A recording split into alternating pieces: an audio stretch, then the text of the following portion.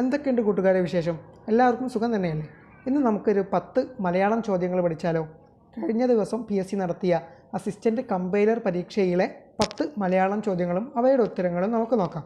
Okay, ഒന്നാമത്തെ ചോദ്യം, ശരിയായ പദം ഏത് എന്നുള്ളതാണ്. ഇവിടെ ഉത്തരമായി വരുന്നത് ഓപ്ഷൻ എ ആണ്. ഓപ്ഷൻ എ, അഗാധത. ഈ ധായും രണ്ട് ധായും തായും മാറിപ്പോകരുത്. അഗാധത എന്നുള്ളതാണ് ശരിയായിട്ടുള്ള പ്രയോഗം. Option A. ഓക്കെ, അടുത്ത ചോദ്യം 72. ലേൺ ബൈ ഹാർട്ട് എന്ന ശൈലിയുടെ മലയാള പ്രയോഗം എന്ത്? ഇവിടെ ഉത്തരമായി വരുന്നത് ഓപ്ഷൻ ഡി ആണ്, ഹൃദിസ്ഥമാക്കുക. ലേൺ ബൈ ഹാർട്ട്, ഹൃദിസ്ഥമാക്കുക. ഓക്കെ, അടുത്ത ചോദ്യം 73. ജന്മം മുതൽ എന്നതിൻ്റെ ഒറ്റപ്പദം എന്ത്? ഉത്തരമായി വരുന്നത് ഓപ്ഷൻ ബി ആണ്, ആ ജന്മം. അപ്പോൾ ആ ജന്മം എന്നാൽ ആ ജന്മം മുതൽ എന്നതിൻ്റെ ഒറ്റപ്പദമാണ്. ഉത്തരം ഓപ്ഷൻ ബി ആണ്, ആ ജന്മം. അടുത്ത ചോദ്യം 74. മഞ്ഞ് എന്ന പദത്തിൻ്റെ പര്യായം അല്ലാത്ത പദം ഏത്? ഉത്തരമായി വരുന്നത് ഓപ്ഷൻ ഡി ആണ്, ഹരിണം.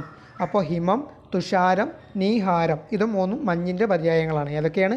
ഹിമം, തുഷാരം, നീഹാരം ഇത് മൂന്നും മഞ്ഞിൻ്റെ പര്യായങ്ങളാണ്. ഇവിടെ ഉത്തരമായി വരുന്നത് ഓപ്ഷൻ ഡി ആണ്, ഹരിണം.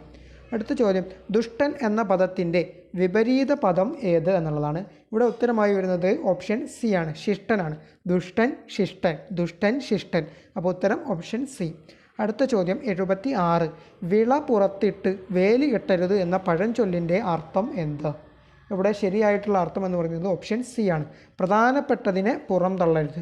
അപ്പോൾ വിള പുറത്തിട്ട് വേലി കെട്ടരുത് എന്ന പഴഞ്ചൊല്ലിൻ്റെ അർത്ഥം പ്രധാനപ്പെട്ടതിനെ പുറം തള്ളരുത് എന്നുള്ളതാണ്. ഓക്കെ, അടുത്ത ചോദ്യം 77. തീക്കനൽ എന്ന പദം പിരിച്ചെഴുതിയാൽ ഇവിടെ ഉത്തരമായി വരുന്നത് ഓപ്ഷൻ എ ആണ്, തീ പ്ലസ് കനൽ. തീ പ്ലസ് കനൽ, തീക്കനൽ. തീ പ്ലസ് കനലാണ് തീക്കനൽ. ഓക്കെ, അടുത്ത ചോദ്യത്തിലേക്ക് പോകാം. 78. നായകൻ എന്ന പദത്തിൻ്റെ സ്ത്രീലിംഗം ഏത്? ഉത്തരം ഓപ്ഷൻ സി ആണ്, നായിക. നായകൻ, നായിക ഇത് നമുക്ക് കിട്ടും. അടുത്ത ചോദ്യം 79. ശബ്ദം എന്നർത്ഥം വരാത്ത പദം ഏത് എന്നതാണ് ചോദിച്ചിട്ടുള്ളത്. ഇവിടെ ഉത്തരമായി വരുന്നത് ഓപ്ഷൻ ഡി ആണ്, വാണി. വാണി എന്നുള്ളത് ശബ്ദം എന്നല്ല അർത്ഥം വരുന്നത്. അപ്പോൾ രവം, ധ്വനി, സ്വനം ഇത് മൂന്നിൻ്റെയും അർത്ഥം എന്താണ്? ശബ്ദം. രവം, ധ്വനി, സ്വനം ഇത് മൂന്നിൻ്റെയും അർത്ഥം ശബ്ദം എന്നാണ്. ഓക്കെ, അടുത്ത ചോദ്യം 80. താഴെ തന്നിരിക്കുന്നവയിൽ പൂജക ബഹുവചനത്തിന് ഉദാഹരണം അല്ലാത്ത പദം ഏത് എന്നാണ് ചോദിച്ചിട്ടുള്ളത്. ഉത്തരം ഓപ്ഷൻ ഡി ആണ്, അധ്യാപകന്മാർ. അപ്പോൾ ഗുരുക്കൾ, വൈദ്യർ, അവർകൾ ഇത് മൂന്നും എന്താണ്? പൂജക ബഹുവചനമാണ്. അധ്യാപകർ പൂജക